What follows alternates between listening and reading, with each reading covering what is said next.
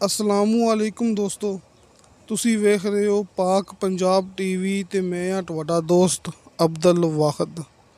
ਦੋਸਤੋ ਮਾਸ਼ਾਅੱਲਾ ਇਹ ਆਪਣੇ ਕੋਲੇ 22,000 ਕਨਾਲ ਜ਼ਮੀਨ ਹੈ, ਇੰਤਹਾਈ ਸਸਤੀ, ਜਿੰਦਾ ਮਾਸ਼ਾਅੱਲਾ ਇਹ ਕਾਰਪੇਟ ਰੋਡ ਤੇ ਫਰੰਟ ਹੈ ਤੇ ਸਭ ਤੋਂ ਸਸਤੀ ਜ਼ਮੀਨ ਮਾਸ਼ਾਅੱਲਾ ਹੈ ਆਪਣੇ ਕੋਲੇ 22,000 ਕਨਾਲ।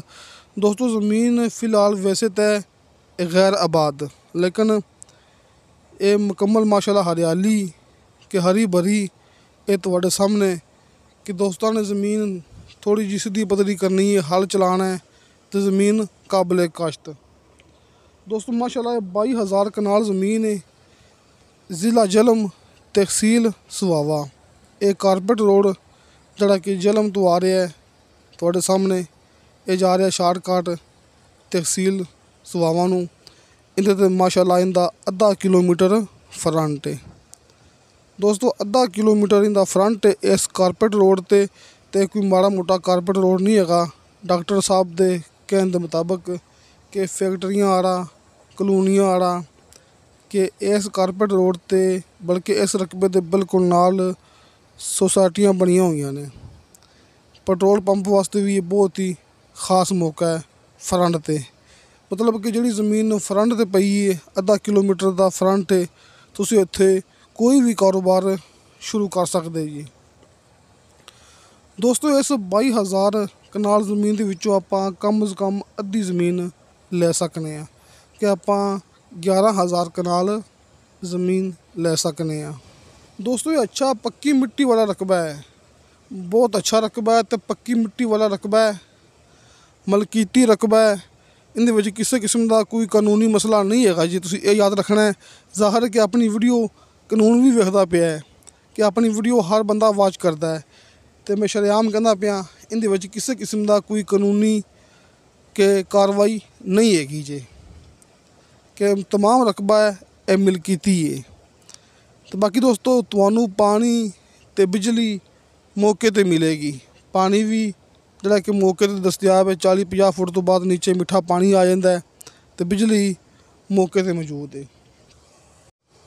दोस्तों ये इंतहाई कम कीमत विच अपने कोल रकबा है, बल्कि ये रकबा किन्ने एकड़ बनता पिया है ये भी दोस्तों ने सामने थंबनेल ते देख लिया होना है। जिहड़ी कि इनकी डिमांड हैगी वो भी दोस्तों ने सामने थंबनेल ते देख ली होनी है।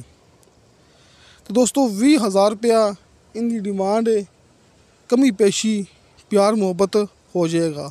20,000 फी कनाल के हिसाब नाल इनकी डिमांड की है मालिक ने, 20,000 फी कनाल के हिसाब नाल। तो दोस्तों डिमांड किसी भी रकबे की फाइनल नहीं होंदी, अच्छी खासी कमी पेशी प्यार मुहब्बत हो जाएगा। जिहड़े रकबे विच कमी पेशी ना होंदी होवे वो भी दोस्तों मैं पहले ही दस दिंदा हुन्ना कि भाई इहदे विच कमी पेशी नहीं हो सकती। दोस्तों सामने स्क्रीन ते डॉक्टर मुनीर ऐवान साहब का कॉल एंड व्हाट्सअप नंबर मिल गया होना है। तुसी इस नंबर ते कॉल भी कर सकते जी, व्हाट्सअप ते मैसेज भी कर सकते जी। ये डॉक्टर साहब माशाल्लाह काम करते पे ने ज़िलम चकवाल पिंडी, बहुत ही बेहतरीन एक नंबर इन्हां दा काम है।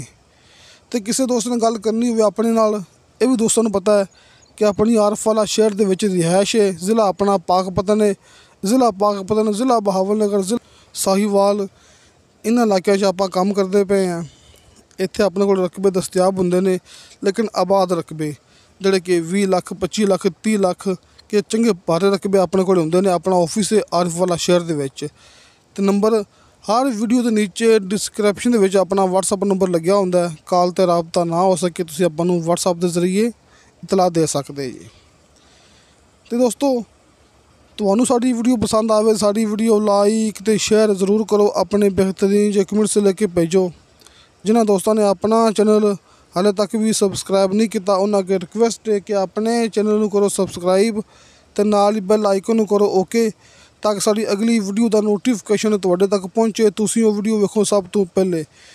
क्योंकि दोस्तों अल्लाह का शुक्र है अपना काम है माशाल्लाह पूरे पाकिस्तान दे विच एक नंबर ते बिल्कुल क्लीयर ते बिल्कुल ओरिजिनल। तो दोस्तों इंशाअल्लाह ताला बशरते ज़िंदगी बा फजल खुदा मिलांगे अगली वीडियो ते। अल्लाह हाफिज़।